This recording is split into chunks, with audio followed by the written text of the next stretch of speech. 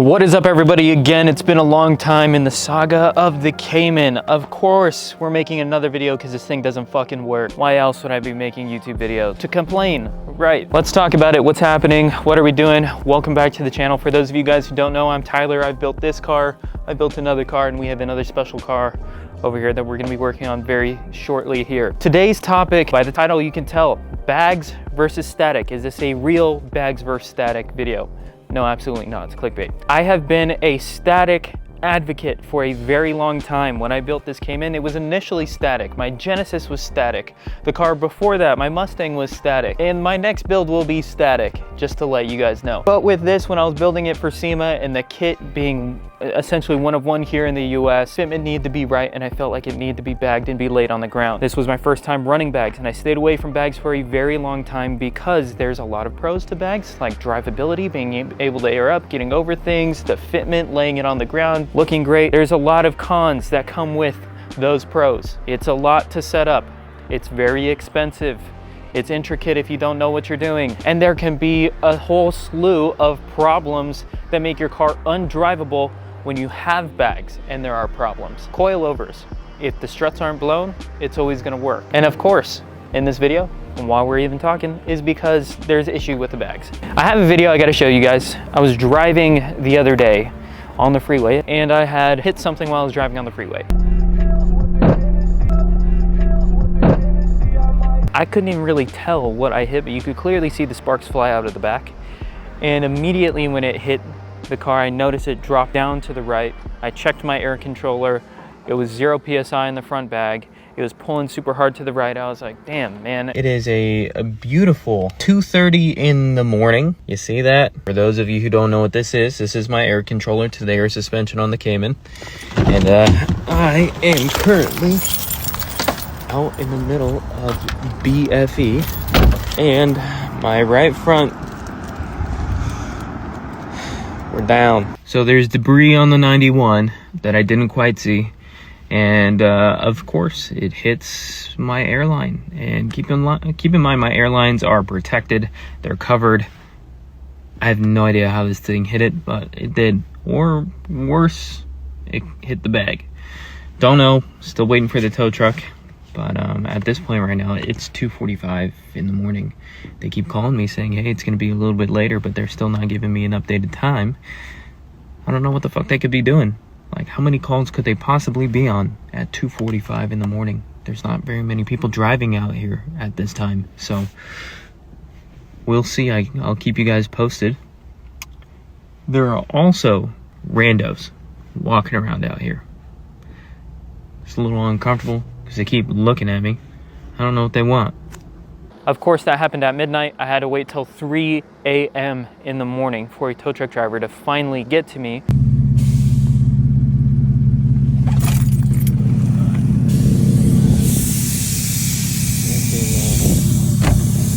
Finally. Let's go. And I was all the way out somewhere in Corona-ish. And then we finally got home at 4 a.m. in the morning. Last time I was loading the car this early, we were going to SEMA. When I got this car up in the air, there was a multitude of different things that I'll show you guys. I posted stories on my Instagram. If you guys aren't following Instagram, link will be right here and on the screen. It crushed the airline. It crushed the under tray panels. Whatever I hit crushed the under tray panels, crushed the airline, poked a hole, a straight hole through the floorboards, like finger through it, and I had to patch it. What's up, everybody? Day 2 with the Cayman. What's going on with this thing? Let me show you guys. So here is the under tray. Let me flip this over so you can get a better view. This thing, it got crushed by whatever I hit. It's cracked up here, it's cracked right here. And these are pretty, like, good size cracks, but where the biggest thing is, bang. You see right here, it went through it. So let's go get underneath the car and let me show you guys what we're looking at here. So if you look at right here, this is the airline. It used to be zip tied up here, but I cut it down already. Right here is the cracked line. I thought that's all that had happened, but we have a much bigger issue. Thankfully, it missed this section of the air conditioning lines. However, it did get the floor pan. That is a hole in my floor pan. insane. I've ground this down because I'm gonna be panel bonding a patch right here, but that's pretty wild. So continuation, down there is where the hole is. If we look up right here, this is the AC lines. The AC lines got hit, and I'm hoping that this isn't pinched closed so that I can still have air conditioning, because I do not want to replace an entire hardline air conditioning that goes all the way back. And what I ended up doing was cutting the air line where it was damaged, putting a union in there to bridge the two air lines. So I've just repaired this line. I cut it and then installed this union right here. Shout out to Kyle Cruising by Design for helping me out in getting this freaking union. I covered and sealed that hole, made a fiberglass patch.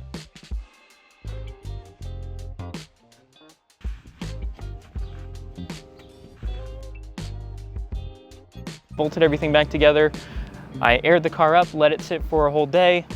Didn't seem to lose air pressure whatsoever, and I thought I was good to go. It has since been 2 weeks since that happened. What I've been noticing is that when the car sits, the air pressure is fine, it holds air pressure overnight. However, when I start driving and we're going like 20 miles at any time, actually, if I go over a bump or put load whatsoever on the passenger front bag, I lose air pressure and quite a bit. So let's say if I'm driving at 100 PSI, that front airbag will quite quickly drop to 80 PSI.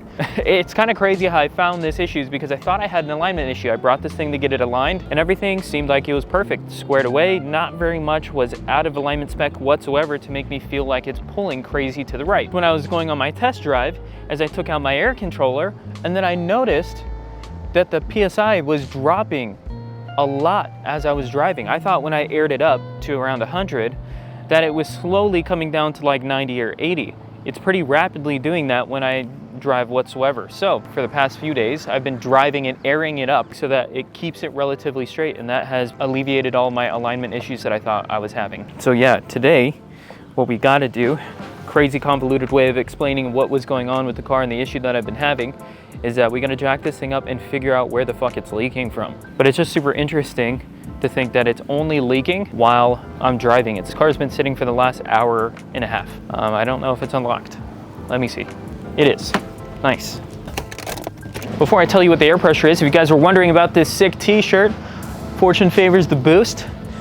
Race Supply, this is my brand. If you guys are not aware, I started my own company called Race Supply. It's where I'm offering my carbon fiber services, build services, making 3D custom parts in CAD. I will be doing some 3D scanning work in the future, just doing any custom modifications. I've built some custom headlights for a 996, 911. I've done some other carbon parts for Steven's build. I made a dash for Polly's RX-7, all videos that you guys haven't even freaking seen yet. But yeah, if you want to check it out, if you want to contract me for any work, hit me up on Race Supply. If you want to snag yourself some merch and support the brand, because I'm trying to get a shop in this next build that I'm staring at right now. I'm looking at it. You guys don't know what it is yet, but you'll know pretty soon. We're gonna need a lot of money to build this thing. This is the cheapest chassis that I've ever bought, and it will be the most expensive build, which will be crazy. But again, yeah, we got a bunch of shirts like this and other stuff. Yeah.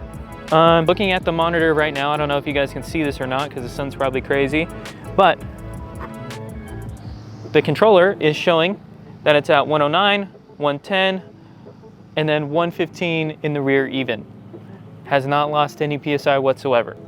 Let's stop talking, and now that you guys are all caught up, let's get working. I got the Air Force Ones on today, baby. And I can't get the nice Race Supply shirt all dirty and messed up, so I'm gonna change first and then get into this because yeah, maybe I should make some throwaway shit so I can wear it while I'm making these videos and you guys can be like, oh, that's a sick tee. I was contemplating, I made this hoodie with the new build on here and it says project coming soon. I was gonna wear it and maybe you guys can guess what it's gonna be, but it'd be too obvious, so not yet, not yet. I'll give you this little hint. It's in the frame.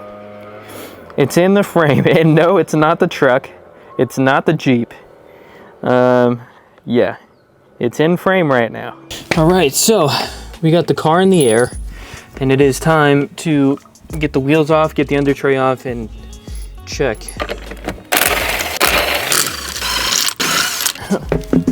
what I got is a spray. Get our plastic panel off right here.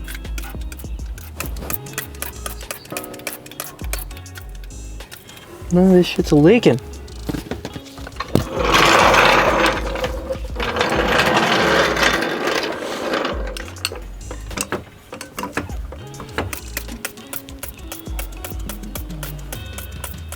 Damn, it's not losing air.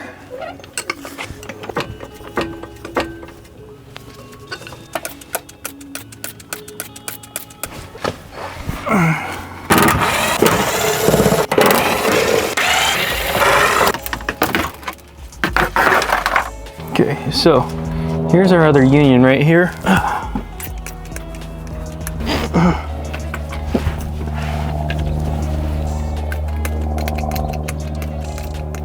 Oh, it's not here.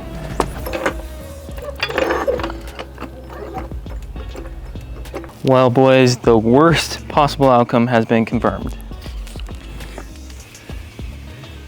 Oh my God, of course. Of fucking course, dude. Nice. Sick finding. Cease and desist immediately.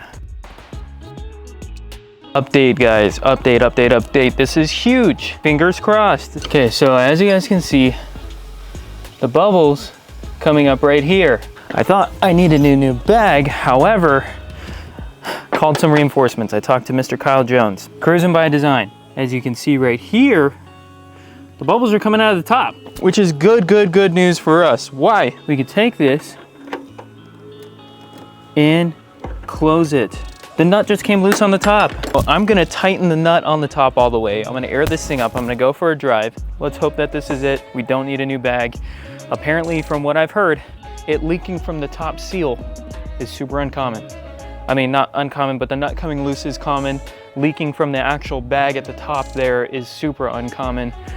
And Kyle's, out of all the bags he's ever installed, he's only seen it happen once. So, fingers crossed that that's not us for number 2. And that the nut is it, because I already tightened it. I'm gonna tighten it right now. I'm gonna fix it. I tried this already, and I can repeat the process of what happened. When I tighten that all the way down and lock that nut all the way down, it doesn't leak any more air.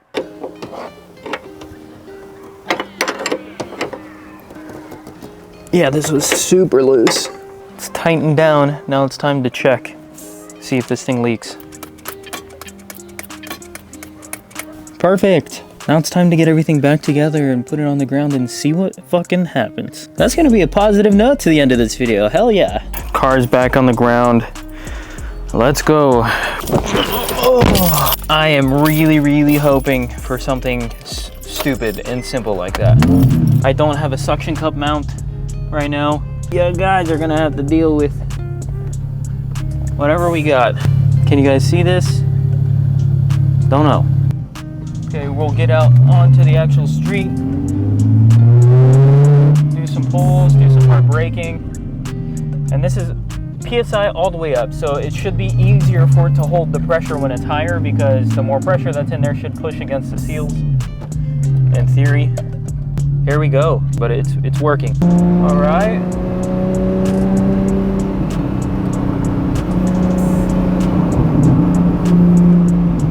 Yes. Right now, our pressures are 65 driver, 62 passenger, 65 rear driver, 58 rear passenger. All normal pressures. So they tend to increase a little bit when you put a little bit of heat into the bag. But we're doing good so far. I will report back when we get home back to Costa Mesa, drive an hour away, and see what the report is. Driving an hour, driving a couple days. See what happens. We just missed it. There was a sick plane that came past right here. Well, it's been 3 days. We made it all the way back out to Orange County, and our issue so far has been solved. So that was my little air ride mishap journey. At the start of this video, I said bag versus static and what is it really like. So I've always been a huge fan of static. Why? Because coilover is true in the sense you're not gonna have a huge catastrophic failure with coilovers. You can achieve good fitment. It's always going to do the same thing, perform day in and day out. However, the caveat with coilovers, obviously, is that the car is in a fixed position and it's not super easy to go up, down, get around places, especially in a car like this where you have a crazy kit on it and you need to get in and out of driveways. Let's say you're trying to get groceries or you're going to work or wherever you may be. Things can be difficult. You guys probably already know that. We're right next to the airport. We're at one of my favorite spots to film at, actually, and my favorite spot is down that way, and they're doing construction, which is crazy because they never do construction over here. Anyways, I digress. We're getting distracted. Obviously, the beautiful thing about bags, you can air out the car and it will lay on the frame. Fitment is amazing. It looks great. And then it's drivable. You air it up and you leave, right? You drive wherever you need to go, you get over anything you need to go. Your drive height can be set as low as static and still look great while rolling. And then when you roll up to a driveway that's too steep, or a speed bump, or anything for that matter, something debris in the road, you can air up as you go and get over it. However, like I said, you guys noticed, it's a lot of maintenance and upkeep when things go wrong. When my airline blew out and all that extravaganza went on, it was a pain in the ass. I had to take apart everything and fix it. And if you are ever in a situation like I was where you blow out your bag, you may not be as lucky as I am, where the weight distribution for this car, because it's mid-engine, is in the back. So when the front bag blew out, I could still get the car in a position where I could get it up on the tow truck. Now, if I blew out a rear bag, you know what would happen? This thing would sit on the ground and I wouldn't be able to get it up. If I was literally losing as much air pressure as I did when I got caught up on the freeway, this wouldn't be drivable, it would have dropped on the ground. So that is also something to keep in mind, and now something that's living rent-free in the back of my head every time that I drive this car, because I don't want something to hit those airlines. And now I'm a little more cautious about driving over things, and it makes me feel like I need to rethink where those lines live. I think I'm gonna reroute them inside the car.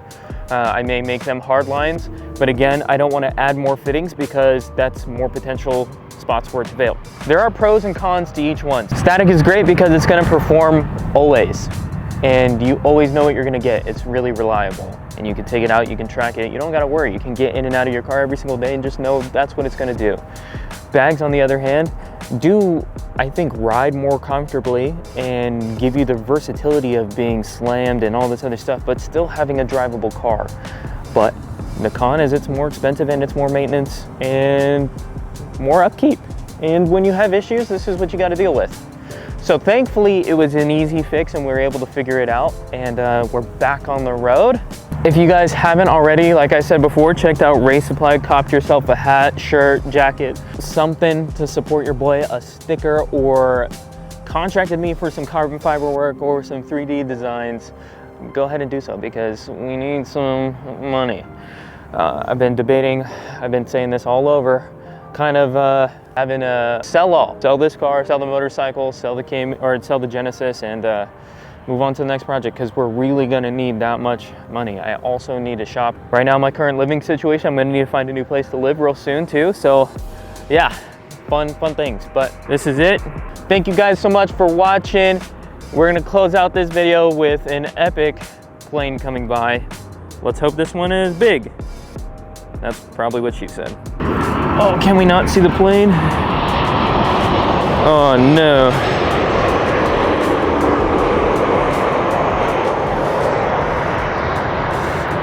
Well, all right, peace. Catch you guys in the next video. Got a lot of stuff going on. I got a lot of videos recorded, probably like 30, and I haven't edited any of them.